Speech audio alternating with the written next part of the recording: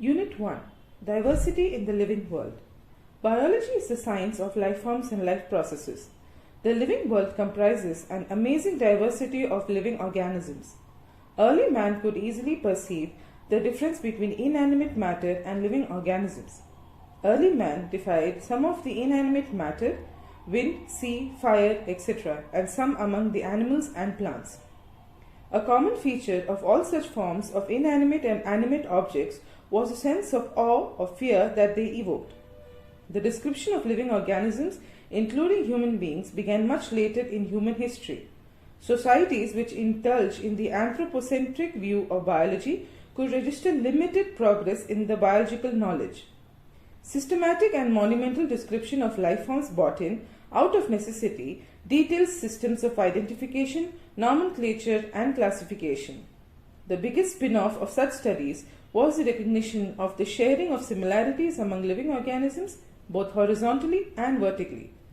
That all present-day living organisms are related to each other and also to all organisms that ever lived on this earth was a revelation which humbled man and led to cultural movements for conservation of biodiversity. In the following chapters of this unit, you will get a description including classification of animals and plants from a taxonomist's perspective. Born on 5th July 1904 in Kempten, Germany, Ernst Mayr, the Harvard University evolutionary biologist who has been called the Darwin of the 20th century, was one of the 100 greatest scientists of all time.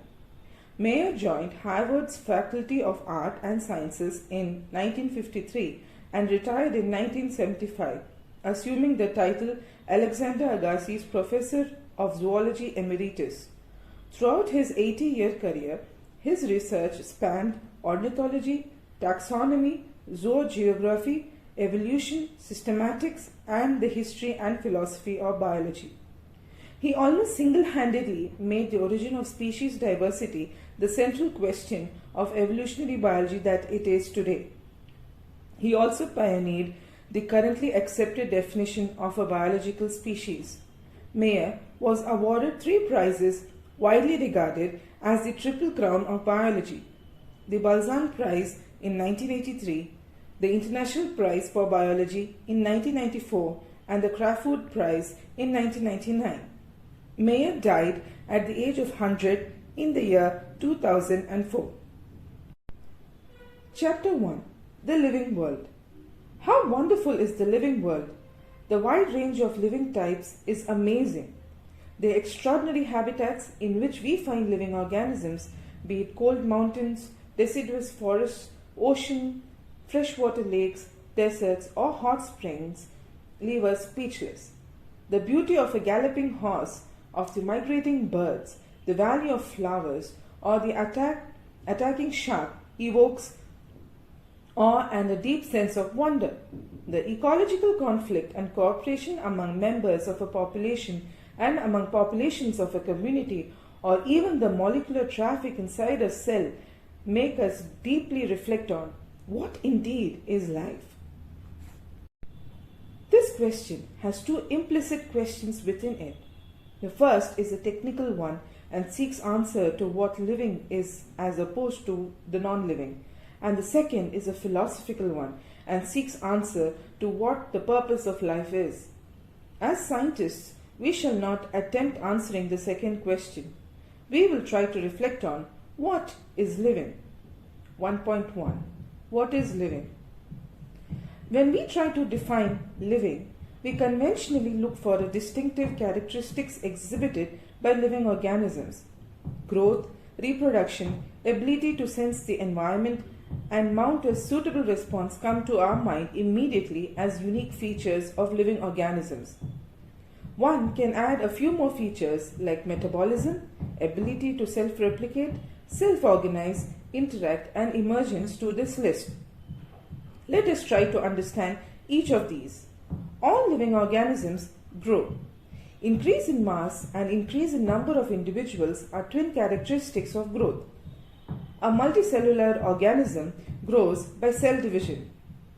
In plants, this growth by cell division occurs continuously throughout their lifespan. In animals, this growth is seen only up to a certain age.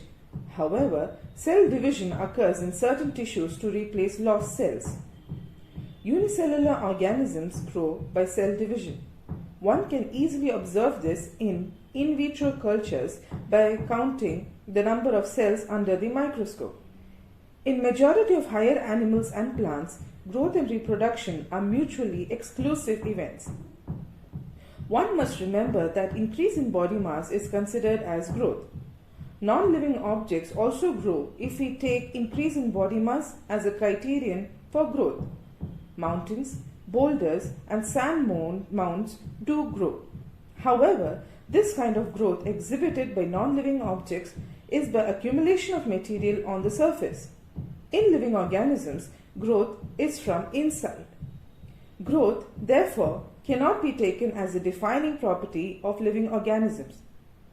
Conditions under which it can be observed in all living organisms have to be explained, and then we understand that it is a characteristic of living systems. A dead organism does not grow. Reproduction likewise is a characteristic of living organisms.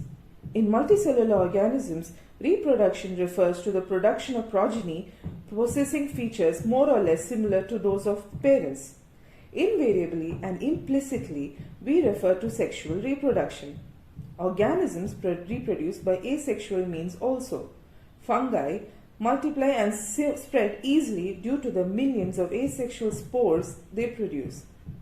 In lower organisms like yeast and hydra, we observe budding. In planaria, flatworms, we observe true regeneration. That is, a fragmented organism regenerates the lost part of its body and becomes a new organism. The fungi, the filamentous algae, and the proteinema of mosses all easily multiply by fragmentation. When it comes to unicellular organisms like bacteria, unicellular algae or amoeba, reproduction is synonymous with growth, that is, increase in the number of cells.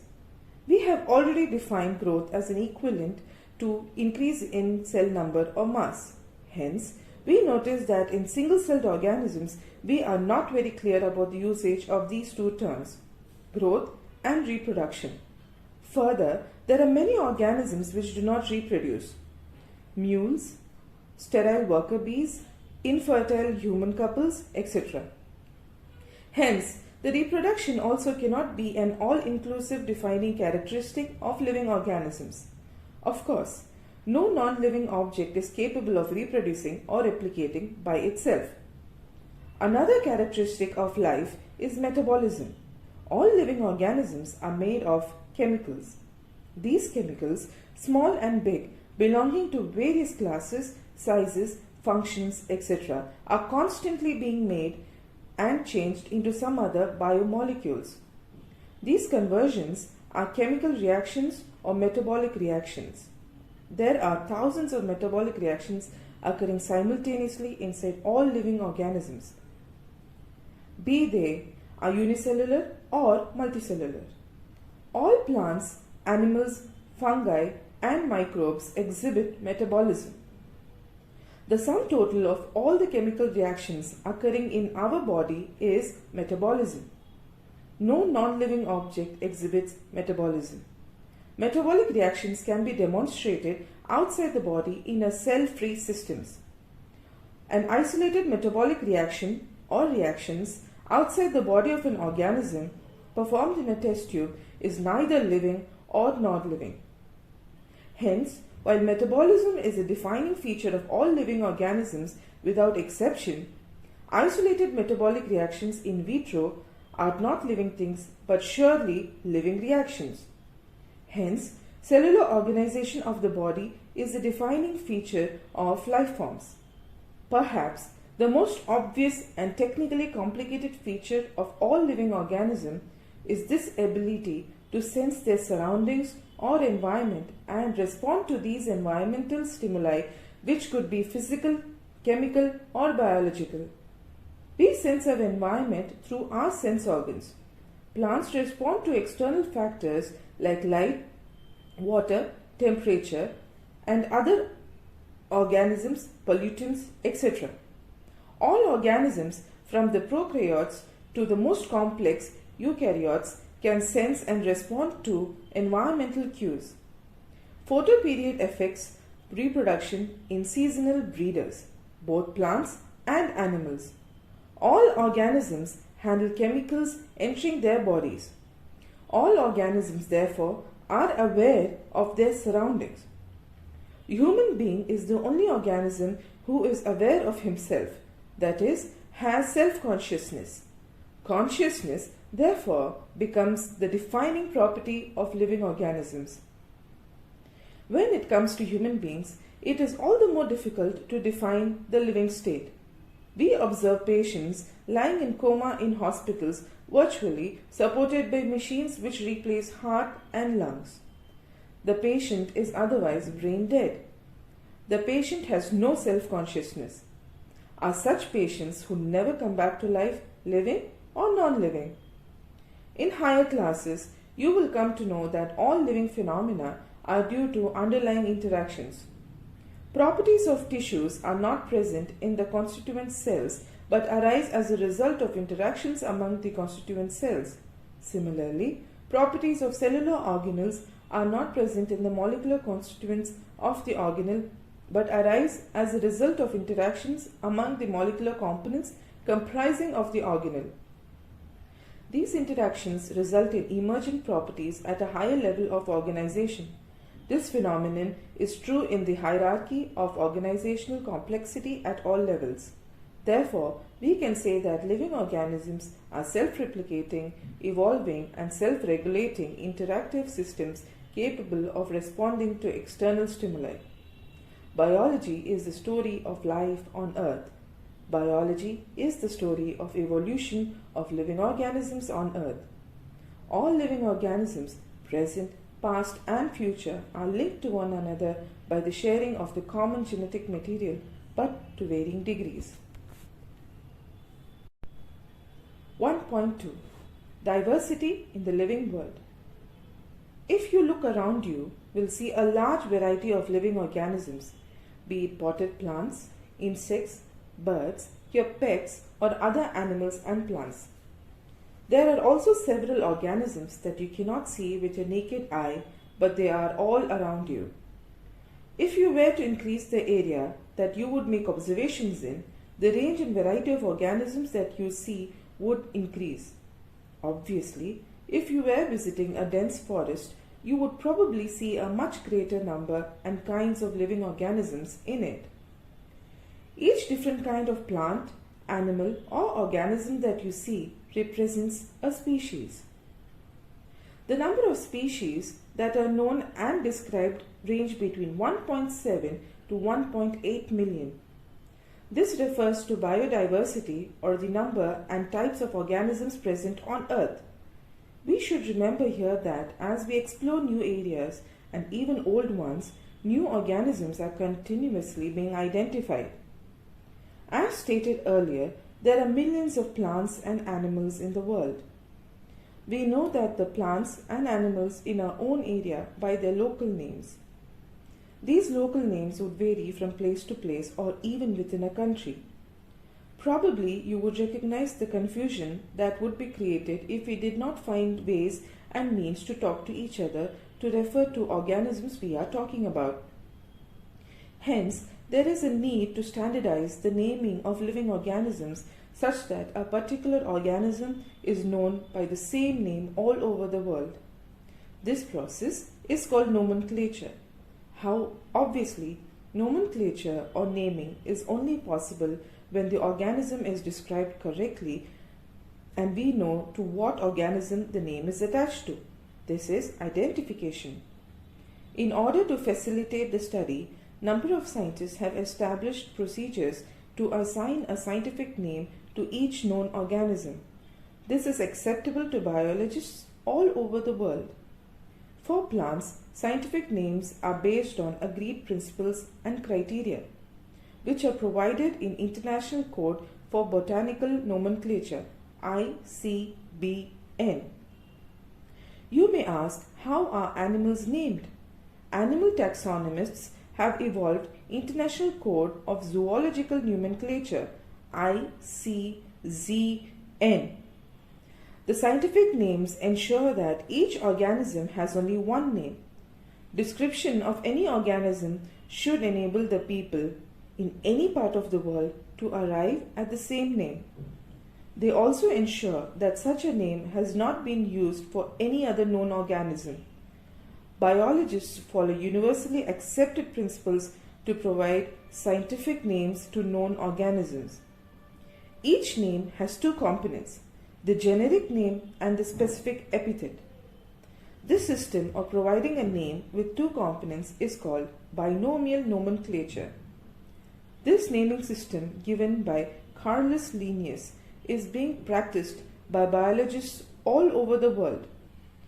This naming system using a two-word format was found convenient. Let us take an example of mango to understand the way of providing scientific names better. The scientific name of mango is written as Magnifera indica. Let us see how it is a binomial name. In name, Magnifera represents the genus, while indica is a particular species or a specific epithet.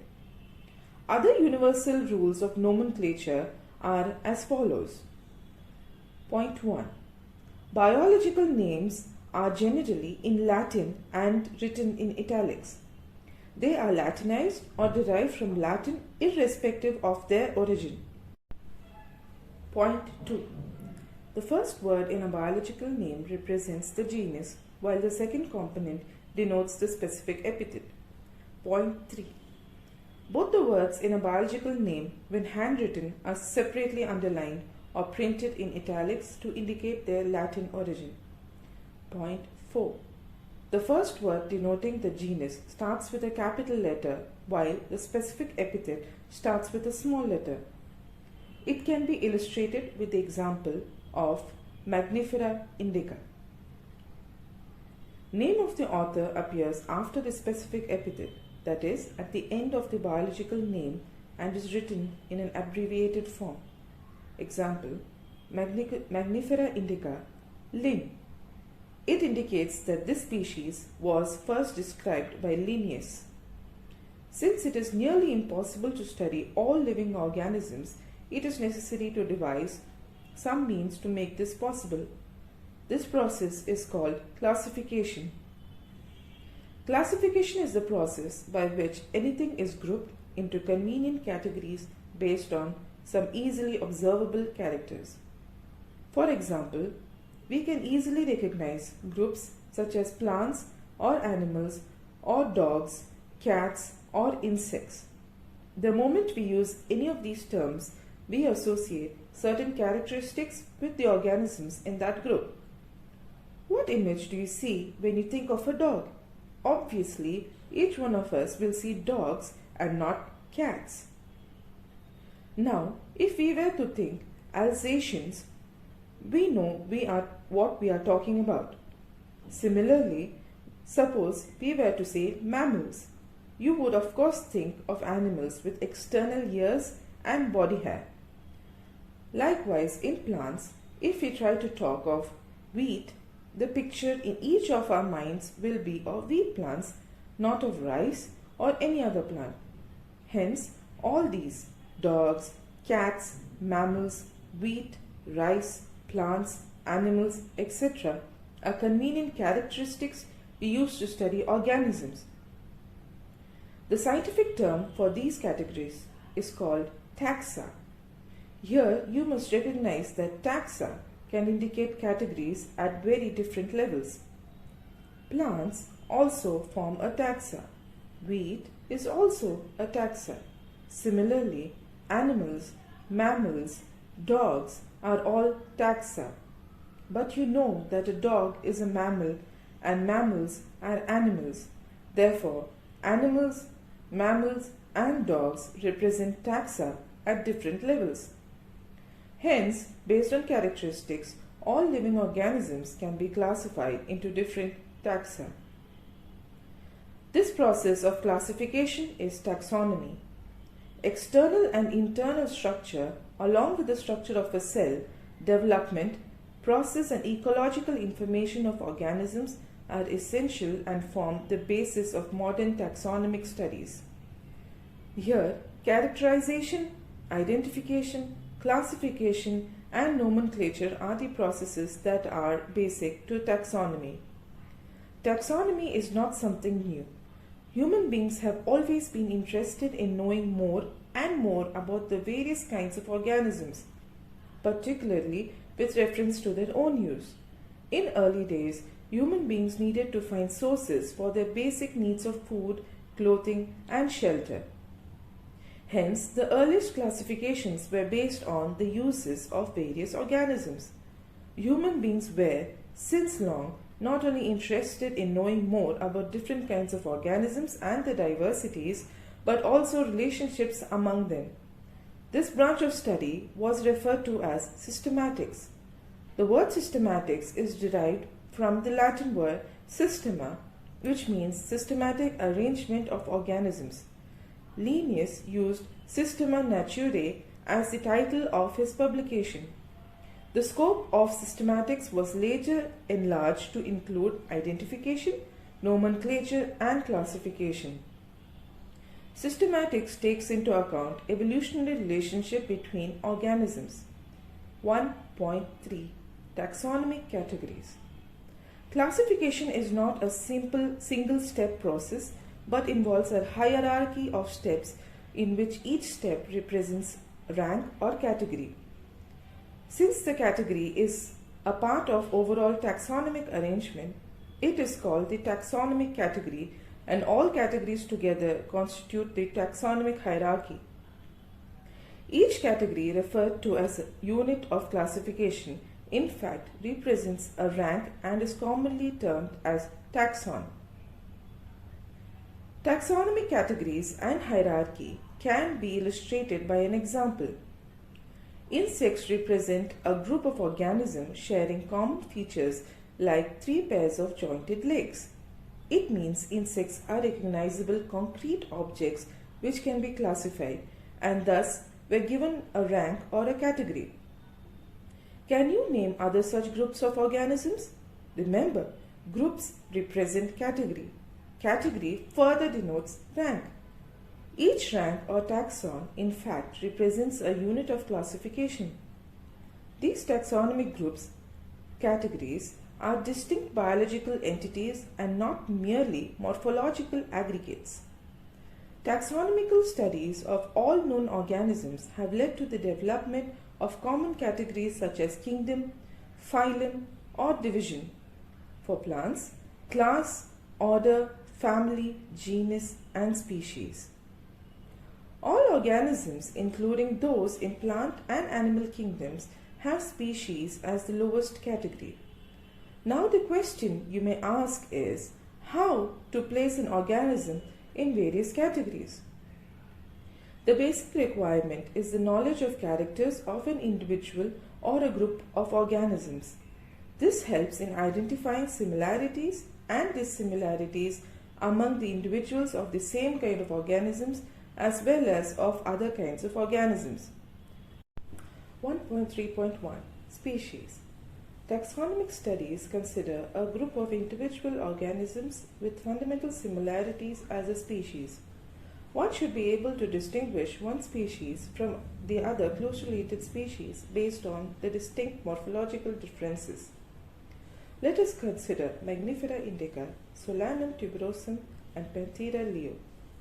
All these three names, indica, tuberosum, and leo, represent the specific epithets, while the first words, Magnifera, Solanum, and Panthera, are genera and represents another higher level of taxon or category. Each genus may have one or more than one specific epithets representing different organisms, but having morphological similarities. For example, Panthera has another specific epithet called tigris, and Solanum includes species like Nigrum and Melongena. Human beings belong to the species Sapiens, which is grouped in the genus Homo. The scientific name, thus, for human being is written as Homo sapiens. 1.3.2 Genus.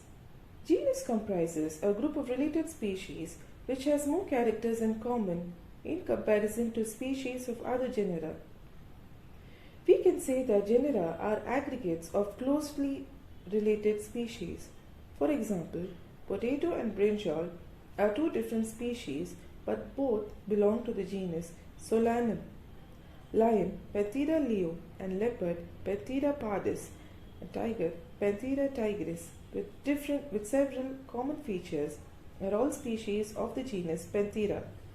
This genus differs from other genus Felis, which includes cats. 1.3.3 Family. The next category, family, has a group of related genera with still less number of similarities as compared to genus and species. Families are characterized on the basis of both vegetative and reproductive features of plant species. Among plants, for example, three different genera, Solanum, Petunia, and Datura, are placed in the family Solanaceae. Among animals, for example, genus Panthera, comprising lion, tiger, leopard, is put along with genus Felis, cats, in the family Felidae. Similarly, if you observe the features of a cat and a dog, you will find some similarities and some differences as well. They are separated into two different families, Felidae and Canidae, respectively. 1.3.4 Order. You have seen earlier that categories like species, genus, and families are based on a number of similar characters. Generally, order and other higher taxonomic categories are identified based on the aggregates of characters. Order, being a higher category, is the assemblage of families which exhibit a few similar characters. The similar characters are less in number as compared to different genera included in a family. Plant families like Convolvulaceae, Solanaceae are included in other polynomials based on floral characters. The animal order Carnivora includes families like Felidae and Canidae. 1.3.5 Class. This category includes related orders. For example, order Primata comprising of monkey, gorilla, and gibbon is placed in class Mammalia along with other carnivora that includes animals like tiger, cat, and dog. Class Mammalia has other orders also. 1.3.6 Phylum. Classes comprising of animals like fishes, amphibians, reptiles, birds, along with mammals, constitute to the next higher category called phylum. All these, based on the common features like presence of notochord and dorsal hollow neural system, are included in phylum Chordata. In case of plants, classes with few similar characters are assigned to a higher category called division. 1.3.7 Kingdom.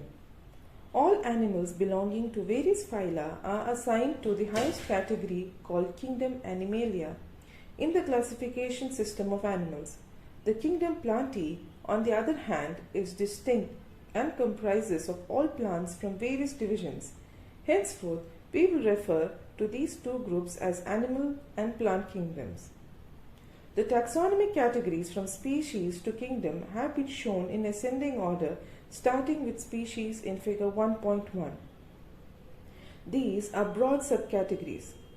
However, taxonomists have also developed subcategories in this hierarchy to facilitate more sound and scientific placement of various data. Look at the hierarchy in figure 1.1.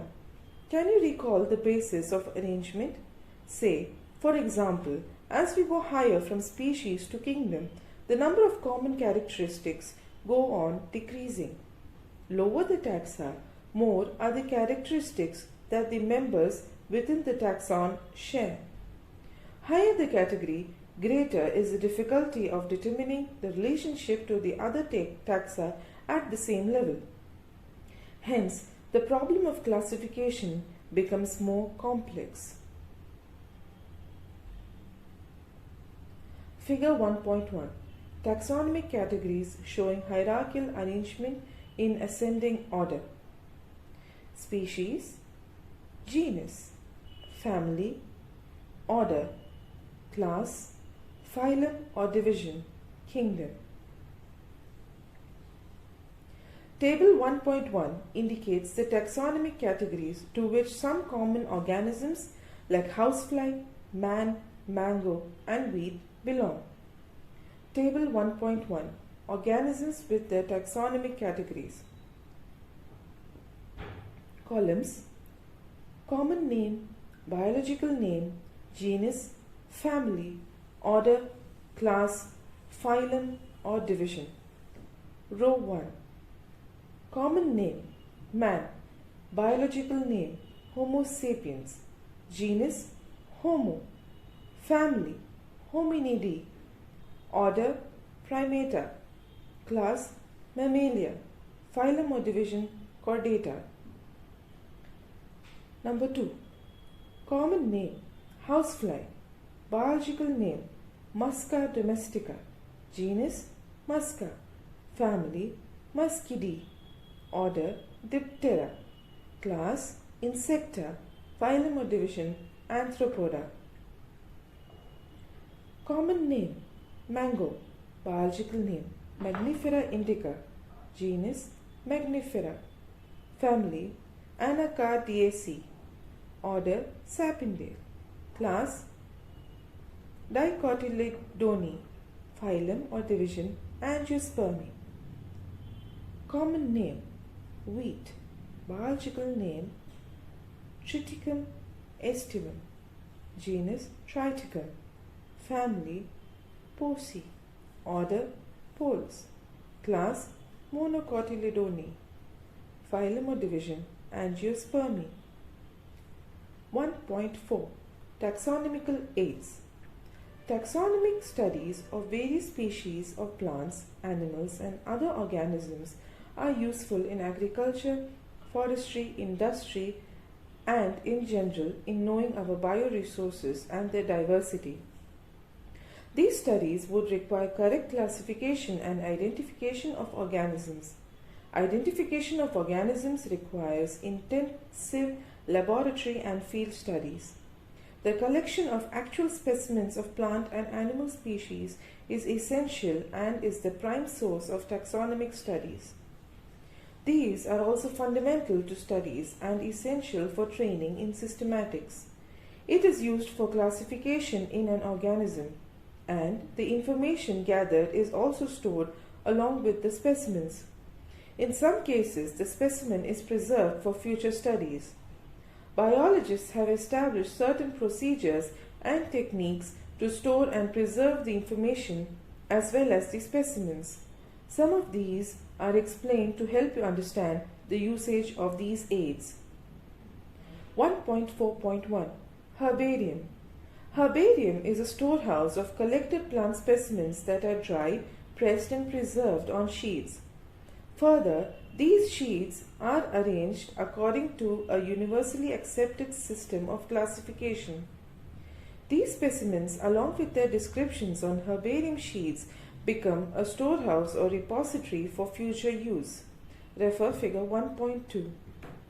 The herbarium sheets also carry a label providing information about date and place of collection, English, local and botanical names, family, collector's name, etc. Herbaria also serve as quick referral systems in taxonomical studies. 1.4.2 Botanical gardens. These specialized gardens have collections of living plants for reference. Plant species in these gardens are grown for identification purposes and each plant is labeled indicating its botanical or scientific name and its family. The famous botanical garden are at Kew, England, Indian Botanical Garden, Howrah, India, and at National Botanical Research Institute, Lucknow, India. 1.4.3 Museum. Biological museums are generally set up in educational institutes such as schools and colleges. Museums have collections of preserved plants and animal specimens for study and reference. Specimens are preserved in containers or jars in preservative solutions. Plants and animal specimens may also be preserved as dry specimens. Insects are preserved in insect boxes after collecting, killing, and pinning. Larger animals like birds and mammals are usually stuffed and preserved. Museums often have collections of skeletons of animals too. 1.4.4 Zoological Parks. These are places where wild animals are kept in their protective environments under human care and which enable us to learn about their food habits and behavior. All animals in a zoo are provided, as far as possible, the conditions similar to their natural habitats. Children love visiting these parks, commonly called zoos. Figure 1.3 for reference. 1.4.5 Key. Key is another taxonomical aid used for identification of plants and animals based on the similarities and dissimilarities. The keys are based on contrasting characters, generally in a pair called couplet. It represents the choice made between two opposite options.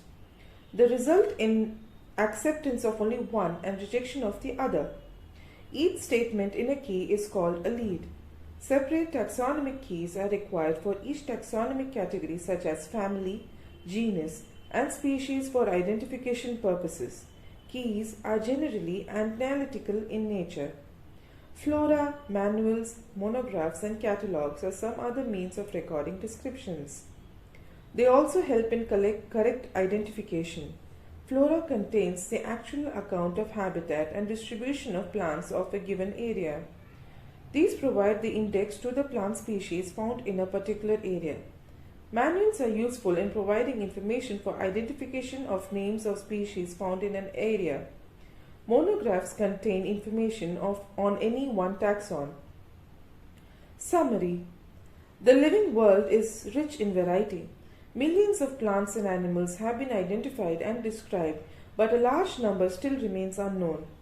The very range of organisms in terms of size, color, habitat, physiological and morphological features make us seek the defining characteristics of living organisms. In order to facilitate the study of kinds and diversity of organisms, biologists have evolved certain rules and principles for identification, nomenclature, and classification of organisms. The branch of knowledge dealing with these aspects is referred to as taxonomy. The taxonomic studies of various species of plants and animals are useful in agriculture, forestry, industry, and in general for knowing our bioresources and their diversity. The basics of taxonomy, like identification, naming, and classification of organisms, are universally evolved under international codes. Based on the resemblances and distinct differences, each organism is identified and assigned a correct scientific or biological name comprising of two words as per binomial system of nomenclature. An organism represents or occupies a place or position in the system of classification. There are many categories, ranks, and are generally referred to as taxonomic categories or taxa. All the categories constitute a taxonomic hierarchy. Taxonomists have developed a variety of taxonomic aids to facilitate identification, naming, and classification of organisms. These studies are carried out from the actual specimens which are collected from the field and preserved as referrals in the form of herbaria, museums, and in botanical gardens and zoological parks. It requires special techniques for collection and preservation of specimens in herbaria and museums. Live specimens, on the other hand, of plants and animals are found in botanical gardens or in zoological parks. Taxonomists also prepare and disseminate information through manuals and monographs for further taxonomic studies. Taxonomic keys are tools that help in identification based on characteristics. Thank you.